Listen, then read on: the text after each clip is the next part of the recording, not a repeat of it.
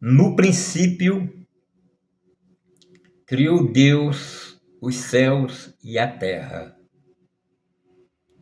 A terra, porém, era sem forma e vazia. E disse Deus: faça-se a luz. Esse é um dos primeiros versos de Gênesis, se não o primeiro. Mas você também conhece outras expressões.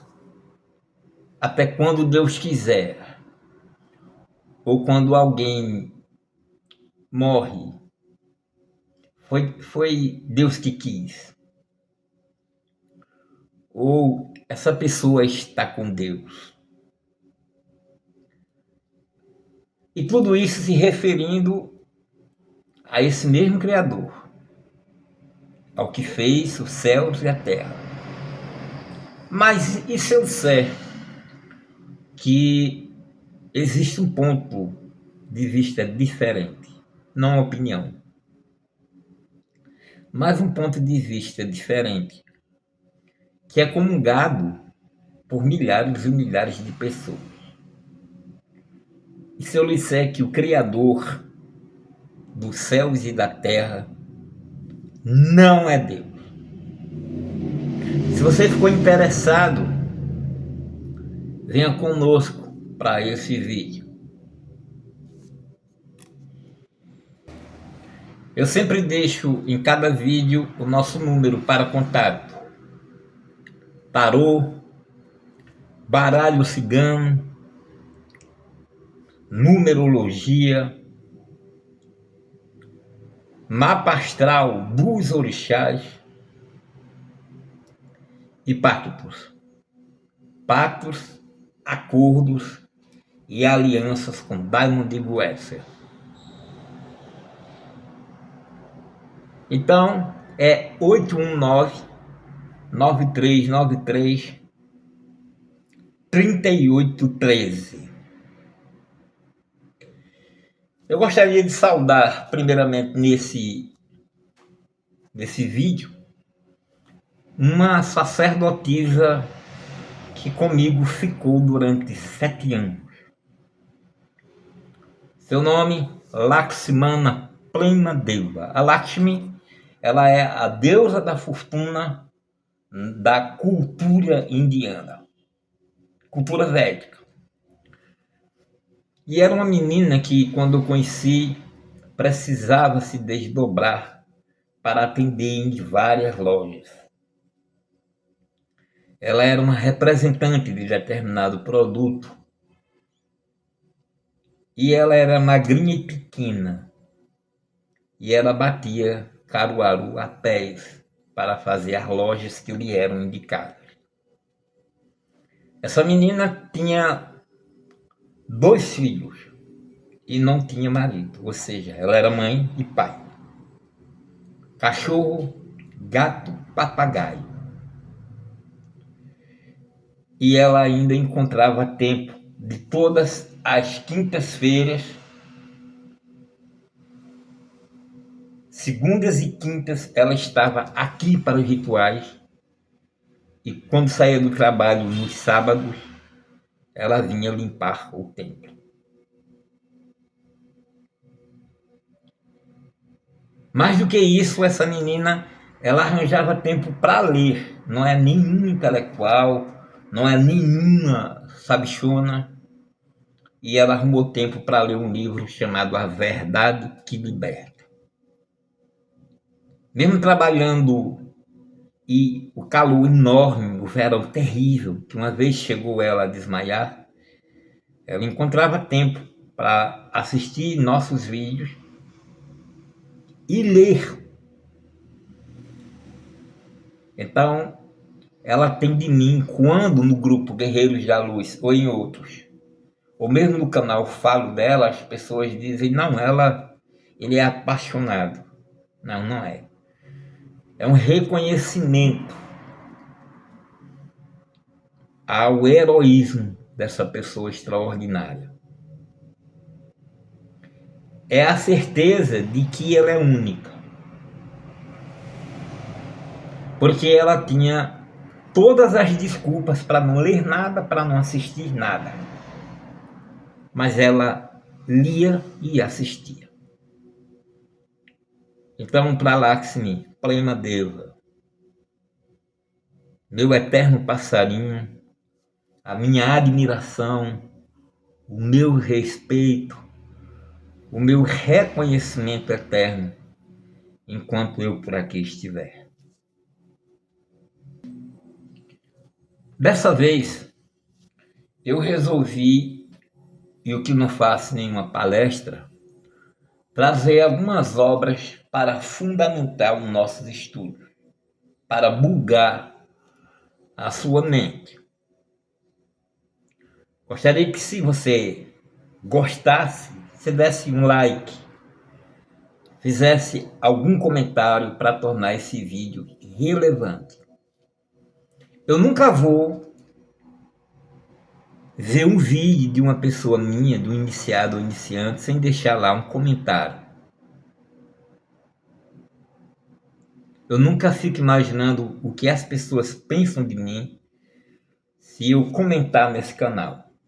Não, eu faço aquilo que faz o meu coração vibrar. Então, a primeira obra que eu preciso apresentar para vocês é a Bíblia Sagrada. Este é o livro guia de milhões de cristãos no mundo. A Bíblia Sagrada. Essa versão é a versão que eu mais gosto. Eu gosto muito de mexer nela, embora a versão melhor é a Bíblia de Jerusalém. Este outro é a Bíblia da modernidade. Eu vou explicar a transição desta Bíblia para esta. Esta é o Alcorão de Maomé. Então, e isso vocês conhecem, cristãos e muçulmanos. Agora, outra grande Bíblia, a Bhagavad Gita, como ela é, de sua divina graça, Srila Prabhupada Maharaj. Então, é a essência da filosofia védica. Permita-me explicar que a filosofia védica ela tem milhares e milhares de livros. Um dos seus poemas, o Mahabharata, tem mais de 200 mil versos. Sendo que o Bhagavad Gita é o resumo desta filosofia extraordinária, espetacular. Então, temos aqui a obra. E a outra que foi propositalmente escondida dos cristãos, que foi encontrada depois em vasos de barro. Nós temos aqui o prazer de apresentar para vocês Pissofia. E essa eu creio que é desconhecida da maioria dos cristãos. Porque se os cristãos tivessem lido isto aqui, não haveria essa discussão na internet de que Jesus não voltou. E Pissofia deixa claro que ele voltou. E quando ele disse, alguns de vocês estarão vivos, ele não mentiu. E quando ele disse, vocês não deixarão de pregar em Jerusalém e Samaria até que venha o fim, no caso, a volta dele, ele não mentiu. O Pissofia diz sim que ele voltou. Então, os mistérios de Jesus, Pissofia. Então, são obras maravilhosas, monumentais. A primeira, que é a Bíblia, ela retrata exatamente a história da criação até Malaquias. Nós temos aí a Torá, temos o livro de Moisés, o Pentateuco, e temos os outros. Então, de Gênesis a Malaquias, nós temos a Torá, que é reverenciada e comentada pelos judeus. Então nós temos aí muitas obras dos judeus, o Talmud, são os pensamentos filosóficos, a iluminação diária que aparece. E aí os judeus estão sempre estudando, estão sempre trabalhando dentro dessa questão de iluminação diária. Talmud é para isso. Nós temos a Cabalá judaica, que vai estudar Kefirot e Sefirot. E nós temos o Zohar, o livro dos resplendores, em que vai se discutir a personalidade de Lilith. Então, a cultura judaica, ela não é como a gente que tem o Velho Testamento, para eles não é velho, é o Testamento de sempre e eterno. E eles não têm o Novo Testamento, a não ser os messiânicos, que são como os negros que moravam na Casa Grande. Nem eram aceitos pelas pessoas da Casa Grande, nem eram aceitos pelos negros da senzala. Os judeus messiânicos são judeus, têm hábito de judeus, mas aceitam Jesus de Nazaré e nem são aceitos diretamente pelos cristãos e também não são compreendidos pelos judeus. São os judeus messiânicos. O Novo Testamento é uma coisa absolutamente cristã. E nesse Novo Testamento vai se falar sobre o aparecimento do possível Filho de Deus, que é Jesus de Nazaré. Porém, uma vez que tudo foi negado, uma vez que o povo judeu, o povo escolhido, a raça escolhida, ela simplesmente se negou a cumprir as injunções de Deus, é dito que ele, o Deus, procurou um povo diferente. Escolheu ali da linhagem, eu acho que é de Samuel, não me lembro muito bem, mas da linhagem de Samuel, qualquer correção vocês fazem aqui, e encontrou Maomé lá na Arábia, que era analfabeto, e deu a ele esses versos que são magníficos. Imagine você, Maomé foi para uma caverna e lá apareceu o anjo Gabriel. E o anjo Gabriel começou a dar esses versos para ele. E ele saía da caverna recitando esses versos, e as pessoas escreviam em pele de camelo, em pergaminho, qualquer coisa que tivesse por ali.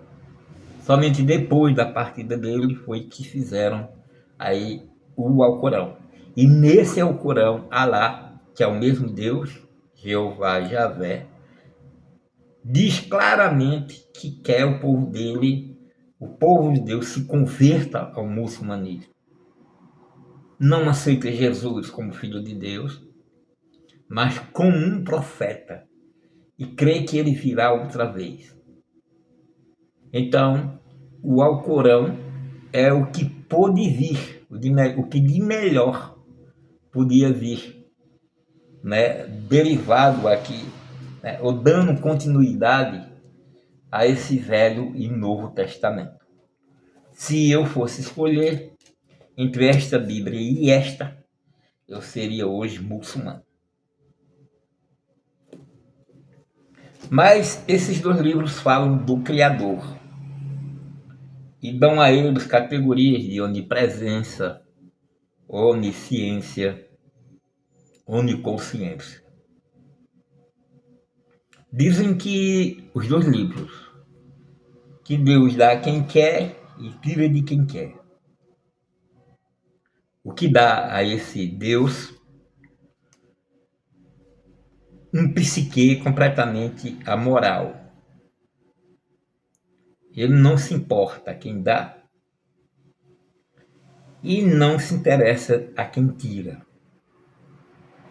O fato de um indivíduo servir a Deus, a Bíblia, não é uma garantia de que ele será respeitado por esse Deus e acobertado e abençoado, como se diz hoje na teologia da prosperidade. Quando aquela Vitória, a menina, né, a profetisa, né, da mesma raça do profeta Miguel. Esse carro foi Deus que me deu. Essa bênção foi Deus que me deu.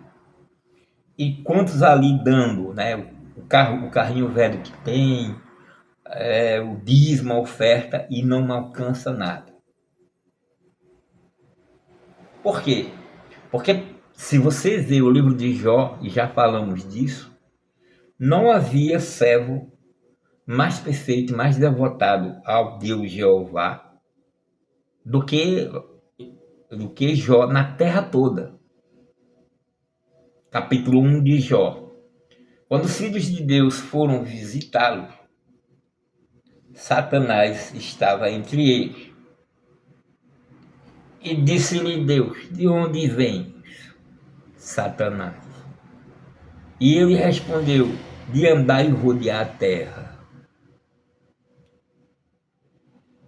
Perguntou-lhe, pois, Deus: viste meu servo Jó? Quer dizer, na terra toda não havia ninguém tão entregue a Deus como Jó estava. Entretanto, Jó perdeu tudo, a sua propriedade, Jó perdeu seus filhos e por fim perdeu a saúde.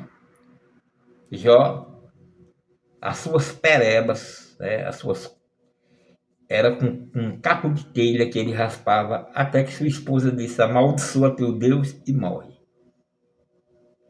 No final, existe um contato entre Deus e Javé, entre Jó e Javé, Deus, que se dizem que é Deus.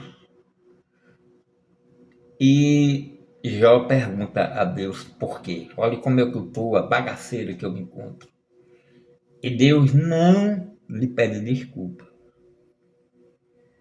Começa a fazer pergunta que o cara naquela condição, porque imagina o trauma de perder primeiro a propriedade, de saber se pobre de uma noite para o dia. Depois os seus filhos morreram. Depois a sua esposa lhe deixou. E por fim ele, que era o maior devoto de Deus, estava naquelas condições. E Jeová não pede desculpa, não diz: eu errei, eu brinquei, não deveria ter feito isso. Me desculpa, Jó. Não. Deus vai lá e pergunta a ele: onde é que tu estava quando eu coloquei os fundamentos da terra?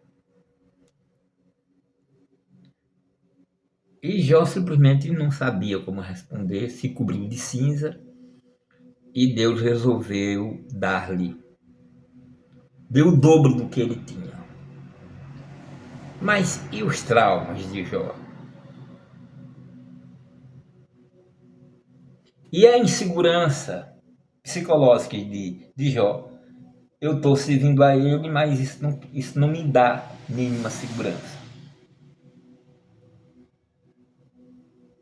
Porque do jeito que ele tirou, ele pode tirar de novo. Então, por que é que você é evangélico? E você crê que sua salvação, como dizem os adventistas, não, eu não guardo sábado para ser salvo. Eu sou salvo e por isso guardo sábado. Como se você não é metade da perfeição de Jó? Jó era o mais justo na terra. Você não pode se comparar a Jó. Tanto que esse diabo não lhe presta atenção. Porque você está do jeito que ele gosta.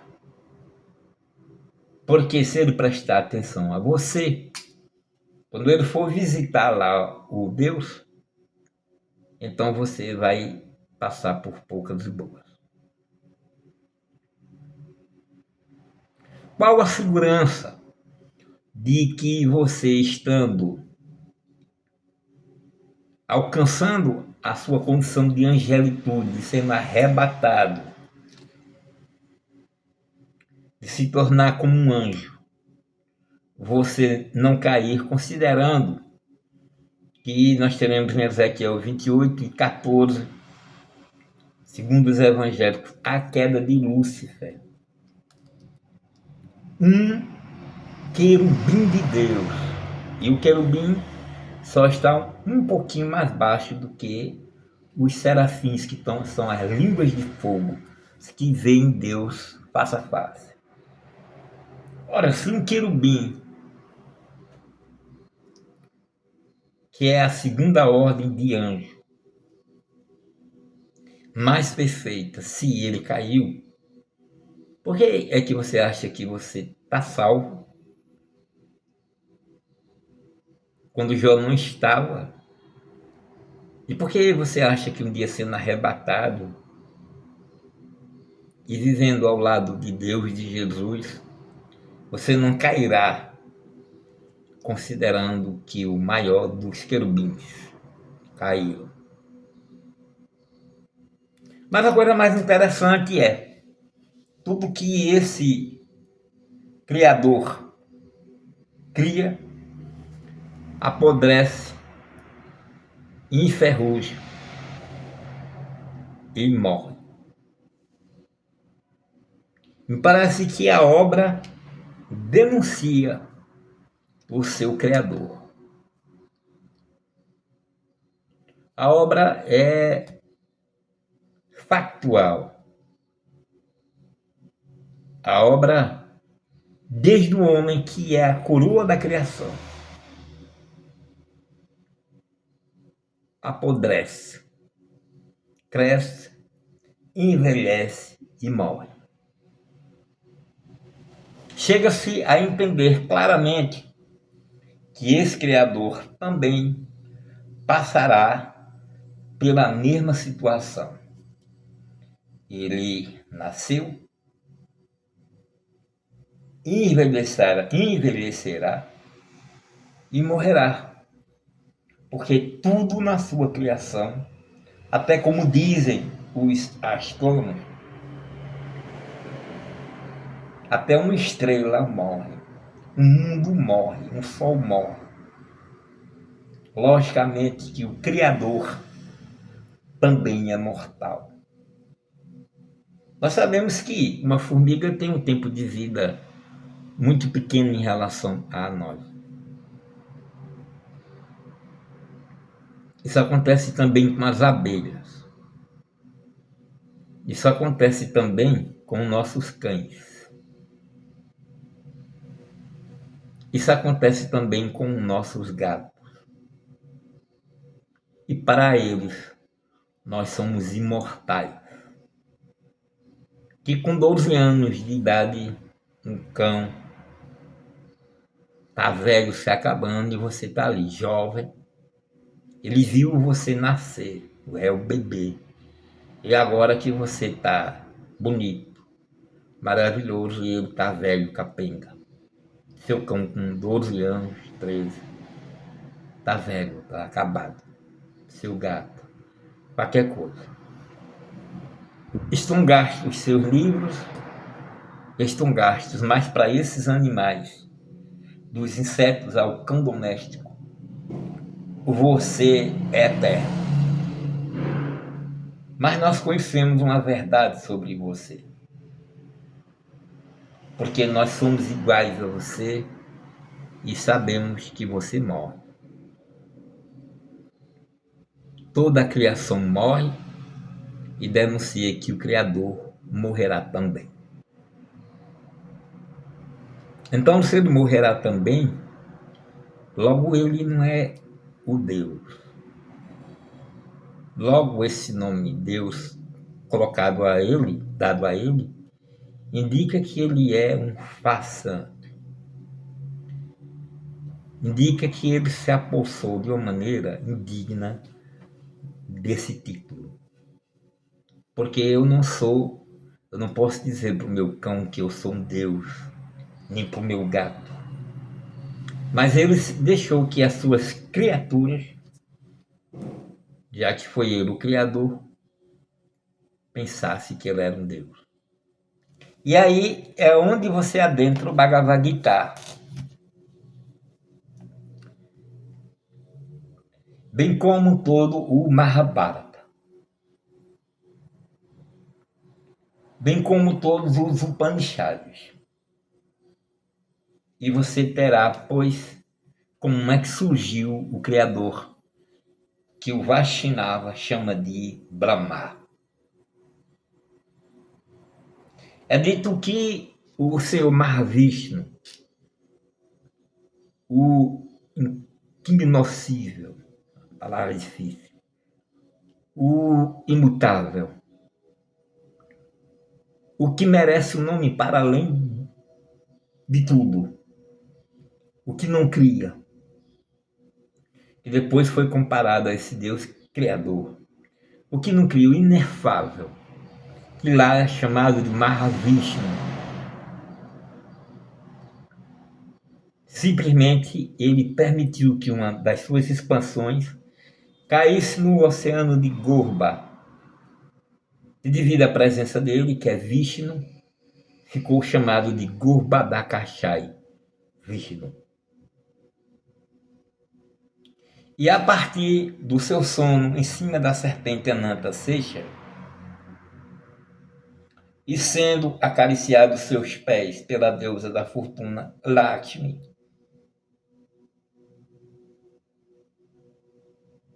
nasceu do seu umbigo de lótus uma flor de lótus. A flor vem da lama e ela perpassa a lama e não se suja. Mahavishnu estava deitado no Gorba, que é o oceano de leite.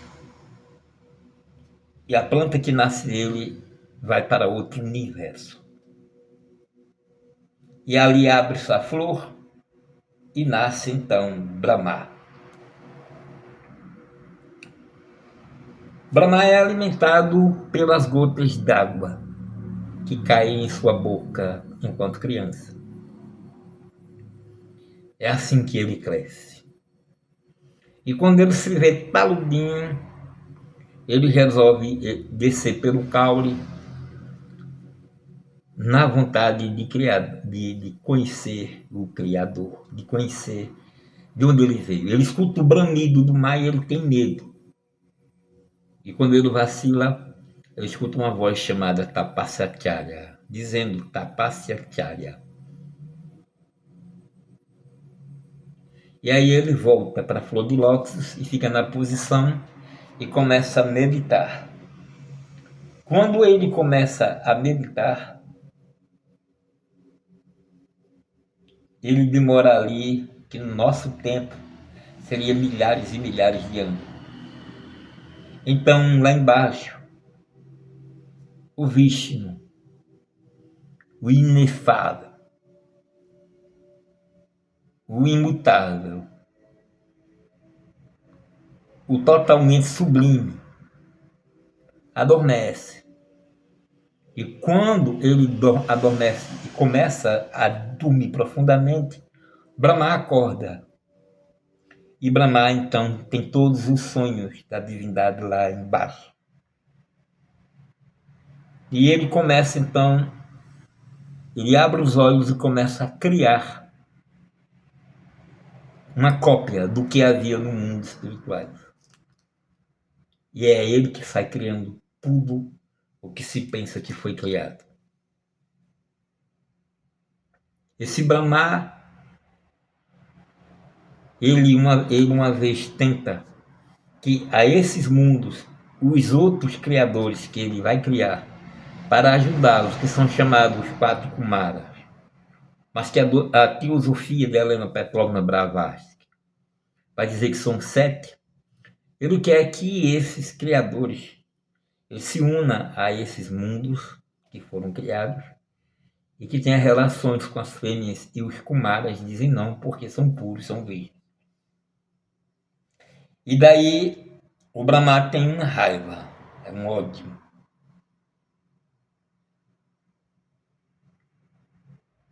E desse ódio nasce Rudra.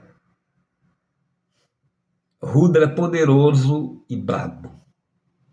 Ele começa a destruir uma grande parte das coisas que o Brahma havia criado. Mas o Brahma vai e convida ele, vem aqui, que raiva é essa e tal. Sente comigo na flor de lótus. E Rudra senta e começa a meditar. E vai demorar outros aeons. Até que quando Rudra acorda, ele está como Shiva, ele é Shiva. Então esses três aspectos do inefável. Primeiro, Brahma, o Criador. Ele cria tudo.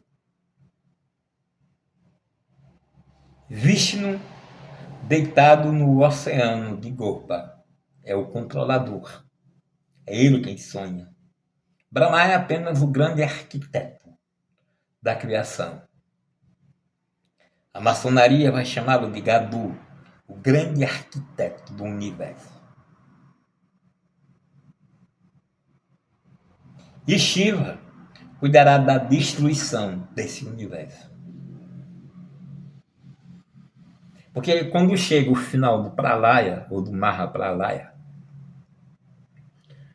o Senhor Shiva se ergue e dança no monte dos Himalaias. E essa sua dança magnífica é chamada de Nataraj, a dança do destruidor.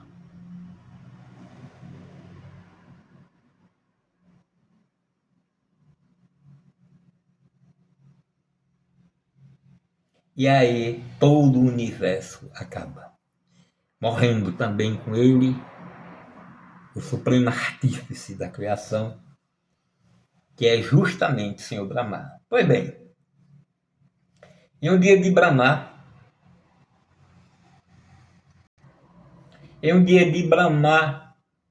nós teremos, na Era de Ouro Védica, a presença de nada mais, nada menos do que a suprema personalidade de Deus.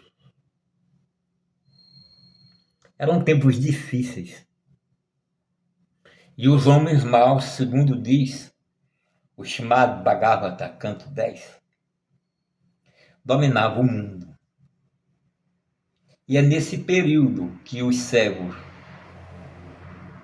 de Vishnu clamam para ele. Então, de uma virgem chamada Devaki, porque segundo os Vedas, é através do pensamento que Mahavishnu engravida a pessoa de Devaki. E de Devaki nasce o Senhor Krishna, que é visitado pelos magos. Eles viram a estrela e foram adorados. E Kansa manda chamar os magos. E os magos dizem que vão até a terra, à margem do rio Yamuna, na Índia, para ver o menino. Então Kansa diz, quando vocês forem lá e verem, volte aqui e digam exatamente a localização. Os reis magos vão lá e dão a Krishna os seus presentes.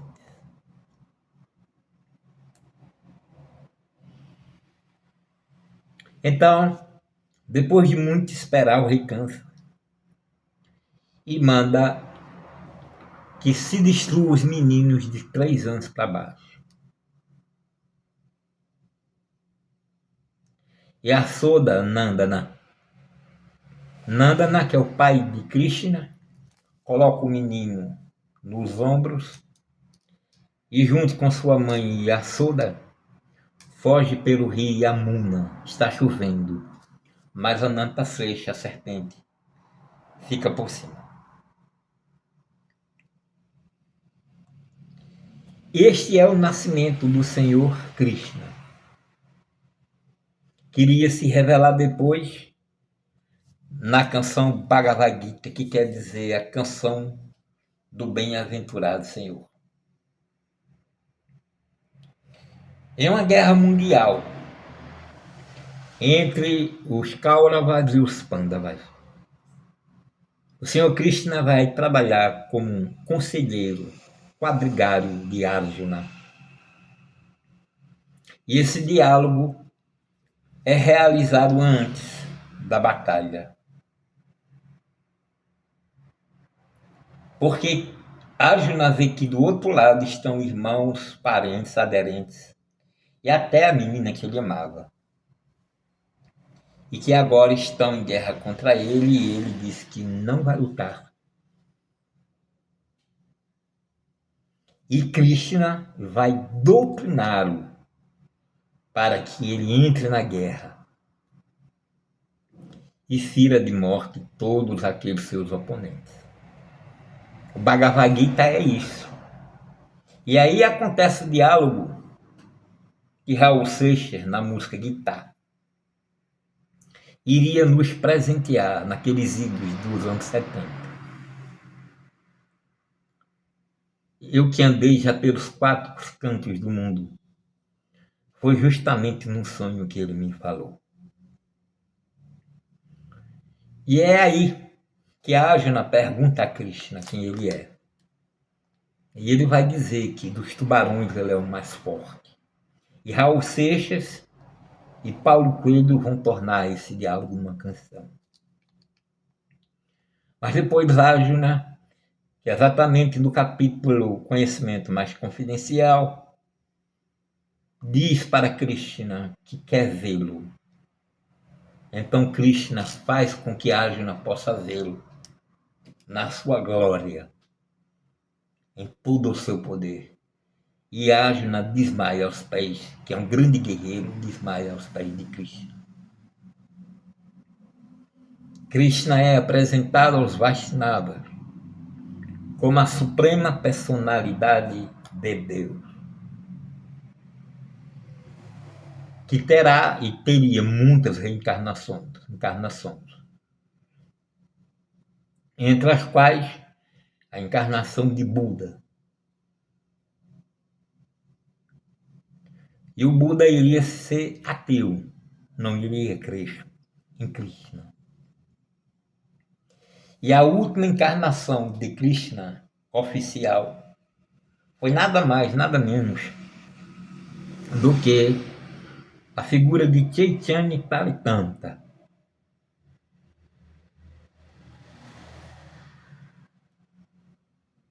Aliás, Chaitanya Charitamrita é o nome do livro. Chaitanya Mahaprabhu, há 500 e poucos anos atrás, na Índia.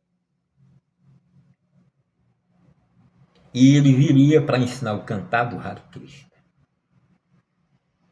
Então, a coisa é extraordinária. A última avatar de Krishna será a do avatar Kalki, que viria no final da era de Kali. A era de Kali que começou exatamente há 6.000 anos, quando o Senhor Krishna simplesmente sumiu do planeta Terra. Segundo os Vedas, cujo calendário é perene, a era de Kali demora 226.000 anos. E o final, então, só acontecerá com a volta do Avatar Kalki. A era de Kali representa a degradação das mulheres, e é o que rola hoje, e o crescimento do ferro. E nós estamos vendo a inteligência artificial que será combinada com os robôs, e nós teremos no futuro uma internet que será completamente autônoma de nós. E nós que nunca tivemos um predador natural, porque sempre fomos maior do que todos os nossos predadores, Estamos criando um predador que será superior a gente e que nos irá predar, que é justamente a inteligência artificial. Ora, foi encontrado há algumas dezenas de anos atrás os manuscritos do Mar Morto. E nos manuscritos do Mar Morto, que agora é conhecida como a Biblioteca de Nag Hammadi,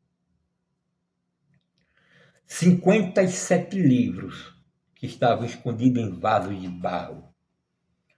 Porque a igreja fez uma grande perseguição a todas aquelas comunidades, inclusive os albigenses, os cátaros, que tinham esses evangelhos que não deixaram entrar de forma nenhuma na Bíblia, no livro canônico oficial. Foram marginalizados. E agora, encontrado esses textos de São Pacômio, teríamos, como eu falei, 57 obras inéditas. 57 obras, aliás, do Velho e Novo Testamento, e 43 delas simplesmente inéditas, como era o livro de Enoque. E entre elas, o mais importante, o livro de João, porque todas elas foi preciso restaurar, tinha problemas. O que acontece? Havia um livro completo que foi tirado dele 5 cópias, os copistas que escreviam naturalmente à mão. Este é o livro mais importante da biblioteca de Nag Hammadi. E nós vamos ser informados por essa biblioteca extraordinária da existência de um ser que nós entenderíamos depois como o Demiurgo. Esse Demiurgo já tinha sido visto pela escola de Platão. Platão já havia falado dele que era o Deus que pegava a matéria caótica e formava o universo. No Timeu, o Demiurgo não é mau, nem bom. Por isso a obra de Platão foi colocada em todas as faculdades, as universidades. Porém, há informações a respeito deste Demiurgo. E ele seria chamado de Adalbaote.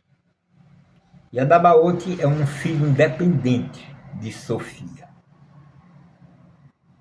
E assim que a mãe o gerou, viu que ele era um monstro. Porque diferente da beleza do Pleroma, que o Pleroma tem acima dos seus aeões o inefável. Então, aquele ser lançado no abismo pela própria mãe iria gerar o fogo, a luz. E a partir dali iria criar os outros arcontes. E os 7 primeiros arcontes iriam criar novos universos.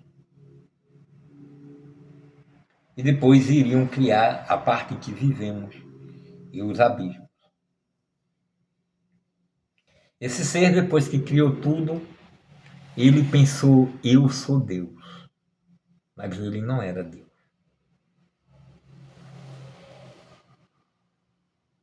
Ele era o ser criador da terra e o ser criador do homem chamado Adão.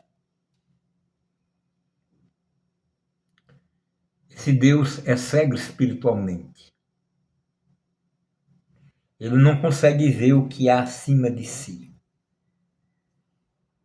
No livro Psofia, veremos a natureza dele, a malignidade dele.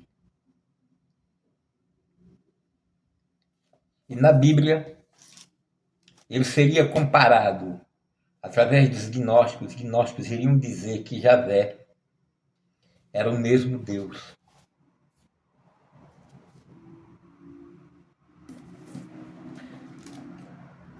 Os místicos acham, os mestres, acham que esse Deus é uma crítica. Esse Deus dos gnósticos é uma crítica ao Deus Javé, somente isto. Mas esse Deus gnóstico iria aparecer a Paulo. Esse Jesus gnóstico que iria descer, viria somente para erguer Sofia, a sabedoria. Iria se autorrealizar ainda em vida. Jesus não teria a morte que é apresentado na Bíblia comum. E ele falou que voltaria, e no Pis Sofia, depois da sua morte, ele é erguido ao céu, e ele volta como ele havia prometido. E fica com os seus discípulos durante 11 meses. E aí você terá alguns evangelhos que você precisa ver. O quinto evangelho de Tomé é completamente diferente de tudo que você já viu. Eu lhe garanto, porque eu li várias vezes. Além do mais, você pode ter explicações maravilhosas através de Osho, Bhagwan Rajneesh. No livro A Semente da Mostarda, volume 1 e volume 2, e se tiver sorte, terá os dois em um volume só. Os evangelhos apócrifos de Tiago, de Filipe, de Maria Madalena, de Bartolomeu, irão lhe mostrar a outra face desse ser que é chamado de Adalbaoth, Demiurgo. E embora Sofia não fale, mas as ligações com os Vedas é tanto que fica fácil para você ligar a versão de Adalbaoth, criador, ao Senhor Brahma. E considerando que Adalbaoth não pode alcançar o que está acima de si, a outra realidade, não pode conversar nem com sua mãe. E sua mãe, ela é o 12º Aeon. Ela não tem contato direto com o primeiro, o ser, o inefável, que nada cria, ele não é o criador. Por isso que na Súmula Teológica, perguntada a São Tomás de Aquino quem é Deus, ele vai dizer que Deus é o imóvel que tudo move. É o que está parado e faz tudo girar.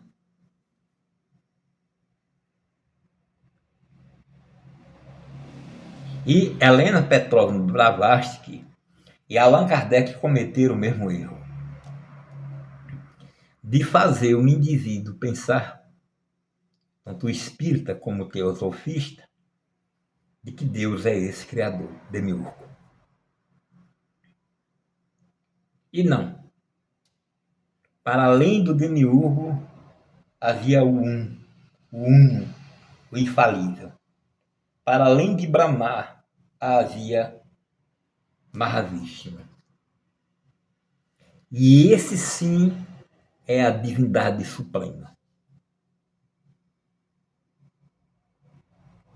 Esse sim é o Deus Pai e Mãe.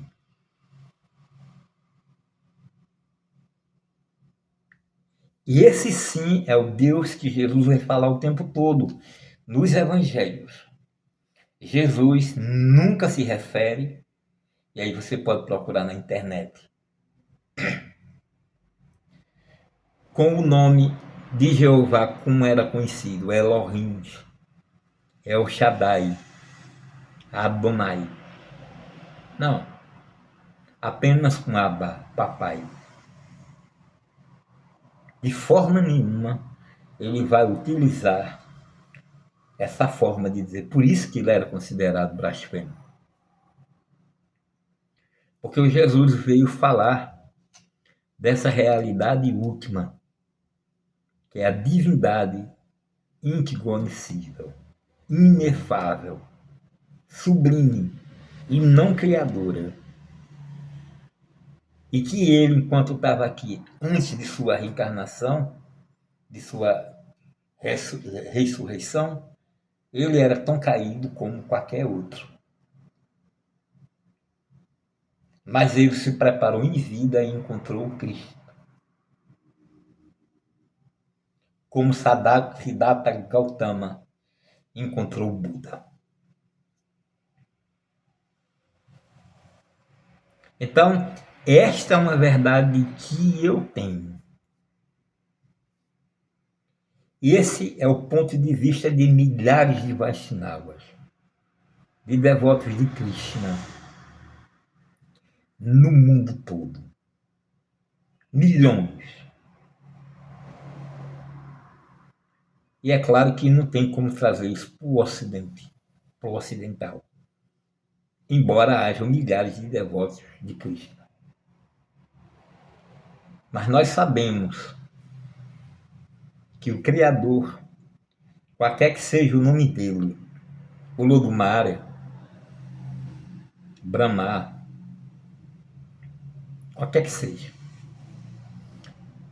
ele não é de forma nenhuma uno.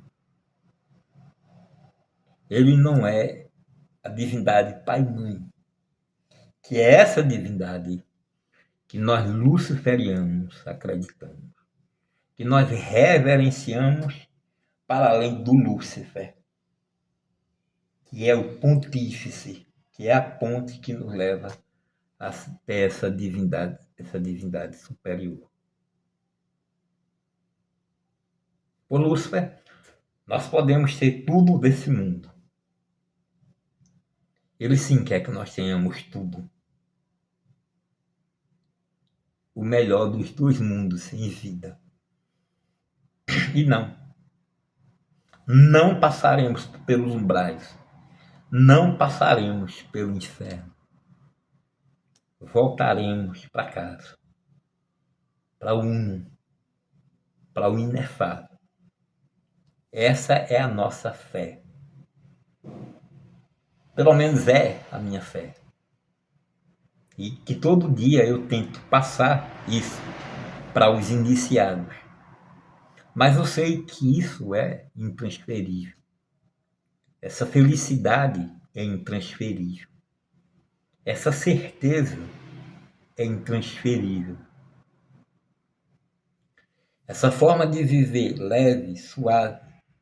Porque quem tem problema é presidiário. Quem tem problema é quem está no hospital de câncer. Quem tem problema é quem está esperando um transplante de coração ou de fígado. Quem tem problema é quem está em estado terminal. Nós outros, nenhum problema temos. E na certeza disso, nós focamos a nossa mente. Tudo que eu faço é para Lúcifer, que ele é o portador, ele é o guia, é o que me leva até lá. Ele é o Cristo dos gnósticos, ele é o Buda dos indianos e japoneses. É ele que nos leva até lá. Daí a nossa reverência, não como um anjo caído, não, nunca caiu, mas como iniciador, um sumo pontífice, um sacerdote, um guia seguro, que nos leva até o pleroma, que nos levará até o Valhalla, o Vaikuntha, até o salão dos deuses, a felicidade eterna. O Criador é muito pequeno e o Criador não é Deus. Eita!